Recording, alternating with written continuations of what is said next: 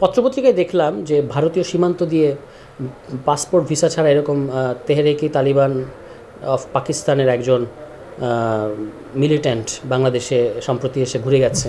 এটা খুবই রহস্যজনক যে গোয়েন্দাদের চোখে ফাঁকি দিয়ে কিভাবে ভারতীয় সীমান্ত দিয়ে ঢুকলো, কে তাকে ঢোকালো। এবং এই টিটিপিকে, যেটাকে টিটিপি বলা হয়, এই টিটিপিকে কিন্তু পাকিস্তানের বিরুদ্ধে আফগান টিটিপিদেরকে ভারত দীর্ঘদিন পৃষ্ঠপোষকতা করেছে। ফলে এই ঘটনাটা খুব সন্দেহজনক যে তারা এটা কিভাবে পাঠানোর ক্ষেত্রে ভারতের কোনো ভূমিকা আছে কিনা, এটা তদন্তের দাবি রাখে। কিন্তু এর বাইরে যে আমি বলবো, সরকারের প্রতি আহ্বান জানাবো যে হরে ধরে জঙ্গি গল্প না দেওয়ার জন্য। সরকারের বিভিন্ন মন্ত্রী এক এক রকম কথা বলেছেন, কেউ বলেছেন জঙ্গি নাই, কেউ বলেছেন জঙ্গি আছে। এটার মধ্যে তারাই এখনও পর্যন্ত এটা যে তারা তথ্যের ভিত্তিতে বলেছেন সেরকম মনে হয় না। এটা তার যার যার ধারণা বা যার যার চিন্তা বা যার যার অবস্থান থেকে তারা জঙ্গি চিহ্নিত করছেন। ফলে আমি বলবো যে জঙ্গি বা এরকম থ্রেট যদি থাকে সেটাকে অবশ্যই মোকাবেলা করতে হবে, কিন্তু জনগণের এবং রাজনৈতিক দলগুলোর যে গণতান্ত্রিক এবং রাজনৈতিক অধিকার, সেটাতে কোনো ধরনের হস্তক্ষেপ করা যাবে না। মানে বলা যাবে না যে আমরা এখন নিরাপত্তা উদ্বেগের মধ্যে আছি, সুতরাং এগুলো এখন আমরা স্কুইজ করব, এগুলো আমরা এখন সংকুচিত করব, এটা কিন্তু গ্রহণযোগ্য হবে না। পশ্চিমবঙ্গের বিজেপির উত্থান এবং মুসলমান নিপীড়নকে আপনি কিভাবে দেখছেন? দেখেন, পশ্চিমবাংলায় যেটা ঘটেছে এটাকে অনেকে একটা আকস্মিক চমক হিসেবে মনে করছে যে এটা কিভাবে সম্ভব, এখানে বিজেপি চলে আসলো।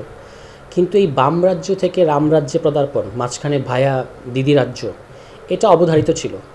এবং নকশাল আন্দোলন যখন ফেল করলো বা তৎকালীন যে পশ্চিমবাংলার রাজ্য সরকার যখন এটাকে ব্রুটালি দমন করেছে, এটার ভেতর থেকেই হিন্দুত্ববাদী রাজনীতির একটা বীজ তৈরি হয়েছে। তখন এটা কেউ খেয়াল করে নাই। ওই যে নকশালবাড়িতে আন্দোলনটা শুরু হয়েছিল কৃষকের পক্ষে, যেটাকে আমরা নকশালবাড়ি আন্দোলন হিসেবে জানি, তার অনেকগুলো ব্যাপার ভুল ছিল, অনেকগুলো লাইনের ব্যাপারে ভুল ছিল, দার্শনিক বিবেচনায় ভুল ছিল, কিন্তু রাজ্য তো এটাকে নির্মমভাবে দমন করেছে। তখন ওই নকশালবাড়িতেই ওই ব্যর্থতার ছাইভস্য থেকেই আসলে আরএসএস তাদের কার্যক্রম শুরু করেছিল, সেটা তখন কেউ খেয়াল করে না। এবং পশ্চিমবাংলাকে তারা অনেক আগে থেকে টার্গেট করেছে, অন্তত 4 দশক আগে থেকে। সেটাই গ্র্যাজুয়ালি আস্তে আস্তে তারা এখন তারা ফল পেল। এবং এখানে বাম ফ্রন্টের 34 বছরের শাসন এবং মমতা ব্যানার্জির 15 বছরের শাসনে মানুষের যে অতিষ্ঠ হয়ে উঠেছে, মানুষ আসলে এই দুটো দলের মধ্যে যে পরিবর্তন চেয়েছিল সেটা তারা ডেলিভার করতে পারে নাই, বরং নানা ধরনের অনিয়ম এবং দলীয়করণ, সন্ত্রাস, গুন্ডামি, এগুলো মানুষ বীতশ্রদ্ধ হয়েছে। এই কারণে অনেকেই তাদের বিরুদ্ধে ভোট দিয়েছে। এর পাশাপাশি বিজেপির যে মুসলিম বিরোধী রাজনীতি, মুসলিমদের নিপীড়ন করার রাজনীতি, এটাও একটা ভূমিকা এখানে রেখেছে। এবং অনেক ভোটারকে তারা বাদ দিয়ে দিয়েছে যারা মুসলিম ভোটার। এবং যে আসনগুলোতে বিজেপি জিতেছে, ওরকম 100 আসনের ডাটা বিশ্লেষণ করে দেখা গেছে ওখানে আসলে যতটুকু ব্যবধানে তারা জিতেছে তার চেয়ে বেশি ভোটারকে বাদ দেওয়া হয়েছে। অর্থাৎ ওই ভোটারগুলো যদি থাকতো তাহলে বিজেপি জেতাটা সহজ হতো না। ফলে বিজেপি তার যে হিন্দুত্ববাদী প্রকল্প সেটা নিয়ে অগ্রসর হয়েছে। এবং এই রেজাল্ট আমাদের জন্য কাঙ্ক্ষিত না হলেও এটা এখনকার বাস্তবতা। এখন এটাকে মাথায় রেখেই বাংলাদেশকে তার নীতি ও কৌশল সাজাতে হবে। পশ্চিমবঙ্গে বিজেপি ক্ষমতায় আসায় হাসিনার কি ফিরে আসা সহজ হলো বলে মনে করেন? আমরা তো চাই হাসিনা ফিরে আসা সহজ হোক, হাসিনা ফিরে আসুক। আমরা তার যে বিচারটা পাওনা, সেই বিচারটা আমরা বাংলাদেশ, তার বিরুদ্ধে তো রায় আছে, সে রায়টা তো আমরা কার্যকর করতে চাই। ফলে ওই যে যিনি এখন মুখ্যমন্ত্রী হবেন পশ্চিমবাংলায়, তিনি যেটা বলেছেন যে শেখ হাসিনাকে এয়ারপোর্টে, আমি তাদের প্রতি আহ্বান জানাবো যে আপনারা শেখ হাসিনাকে এয়ারপোর্ট পর্যন্ত পাঠিয়ে দেন, বাকিটা বাংলাদেশ বুঝবে। ইরান যুক্তরাষ্ট্র যুদ্ধ নিয়ে আপনার মতামত? এটা তো দিবালোকের মতো স্পষ্ট। এটা এখানে মার্কিন যুক্তরাষ্ট্র একরকম পরাজয় ঘটলো এই যুদ্ধের মধ্যে দিয়ে। তারা তো আনুষ্ঠানিকভাবে যুদ্ধটা সমাপ্ত করেছে। এই যুদ্ধে মার্কিন যুক্তরাষ্ট্রের কোনো প্রাপ্তি তো নাই অবশ্যই। এইটা থেকে মার্কিন যুক্তরাষ্ট্রের একটা পরাজয় ঘটেছে এবং সেই পরাজয় তাদেরকে কোথায় নিয়ে যাবে আমরা জানি না। তাদের যে এখন যে একটা, এবং এর মধ্য দিয়ে কিন্তু ভূরাজনৈতিক বাস্তবতা আগের এবং এই যুদ্ধের পরের ভূরাজনৈতিক বাস্তবতা একই রকম থাকবে না। এই নতুন পরিস্থিতিতে বাংলাদেশকে তার অবস্থান ঠিক করতে হবে। বাংলাদেশে পাকিস্তানের জঙ্গি গোষ্ঠীর সক্রিয়তা বা উত্থান, এটা কি আপনি বিশ্বাস করেন? পত্রপত্রিকায় দেখলাম যে ভারতীয় সীমান্ত দিয়ে পাসপোর্ট ভিসা ছাড়া এরকম তেহরিকি তালিবান অফ পাকিস্তানের একজন মিলিট্যান্ট বাংলাদেশে সম্প্রতি এসে ঘুরে গেছে। এটা খুবই রহস্যজনক যে গোয়েন্দাদের চোখে ফাঁকি দিয়ে কিভাবে ভারতীয় সীমান্ত দিয়ে ঢুকলো, কে তাকে ঢোকালো, এবং এই টিটিপিকে, যেটাকে টিটিপি বলা হয়, এই টিটিপিকে কিন্তু পাকিস্তানের বিরুদ্ধে আফগান টিটিপিদেরকে ভারত দীর্ঘদিন পৃষ্ঠপোষকতা করেছে। ফলে এই ঘটনাটা খুব সন্দেহজনক যে তারা এটা কিভাবে পাঠানোর ক্ষেত্রে ভারতের কোনো ভূমিকা আছে কিনা, এটা তদন্তের দাবি রাখে। কিন্তু এর বাইরে যে আমি বলবো, সরকারের প্রতি আহ্বান জানাবো যে হরে ধরে জঙ্গি গল্প না দেওয়ার জন্য। সরকারের বিভিন্ন মন্ত্রী এক এক রকম কথা বলেছেন, কেউ বলেছেন জঙ্গি নাই, কেউ বলেছেন জঙ্গি আছে। এটার মধ্যে তারাই এখনও পর্যন্ত, মানে এটা যে তারা তথ্যের ভিত্তিতে বলেছেন সেরকম মনে হয় না। এটা তার যার যার ধারণা বা যার যার চিন্তা বা যার যার অবস্থান থেকে তারা জঙ্গি চিহ্নিত করছেন। ফলে আমি বলবো যে জঙ্গি বা এরকম থ্রেট যদি থাকে, সেটাকে অবশ্যই মোকাবেলা করতে হবে, কিন্তু জনগণের এবং রাজনৈতিক দলগুলোর যে গণতান্ত্রিক এবং রাজনৈতিক অধিকার, সেটাতে কোনো ধরনের হস্তক্ষেপ করা যাবে না। মানে বলা যাবে না যে আমরা এখন নিরাপত্তা উদ্বেগের মধ্যে আছি, সুতরাং এগুলো এখন আমরা স্কুইজ করব, এগুলো আমরা এখন সংকুচিত করব, এটা কিন্তু গ্রহণযোগ্য হবে না। এনসিপির ভবিষ্যৎ কি, মৃত্যু না বিজয়? এনসিপির ভবিষ্যৎ বাংলাদেশের জনগণ ঠিক করবে। একটা নতুন দল হিসেবে আমরা এই অল্প সময়ের মধ্যে যে ধরনের সারা বাংলাদেশের মানুষের কাছ থেকে পেয়েছি, এই ধারাটা যদি আমরা অব্যাহত রাখতে পারি, এই রাজনীতিটা যদি আমরা চালিয়ে যেতে পারি, তাহলে এনসিপির অত্যন্ত উজ্জ্বল ভবিষ্যৎ আমি মনে করি।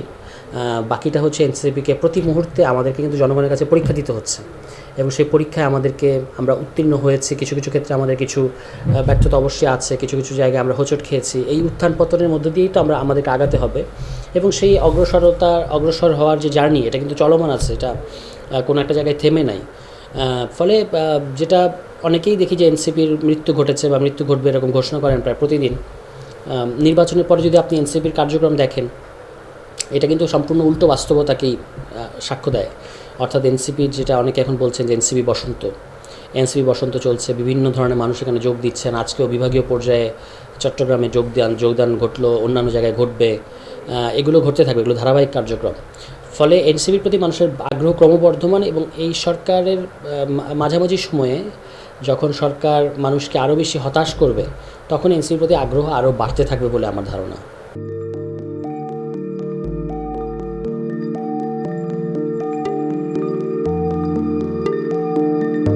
পহেলা জানুয়ারি 2026 ইউটিউব জার্নালিজমের অগ্রদূত changeTV.press সংগ্রাম মুখর 7 বছর পেরিয়ে পা রাখলো গৌরবান্বিত 8 বছরে। এই আনন্দ প্রহরে সবাইকে নিরন্তর শুভেচ্ছা। আমি নিজেকে ধন্যবাদ মনে করি, আমি সৌভাগ্যবান। চেঞ্জ টিভির পক্ষ থেকে আমার সাক্ষাৎকার নেওয়ার জন্য তারা আসছেন, এবং চেঞ্জ টিভি দীর্ঘ 8 বছর ধরে এই কাজগুলি করছে। আমি তারা অনেক ভালো কাজ করেছেন, দেশের মানুষের সুখ দুঃখের কথা প্রত্যক্ষ তুলে ধরছেন। আমার আশা থাকবে চেঞ্জ টিভি সামনের দিকে উত্তরোত্তর আরও সমৃদ্ধি হবে।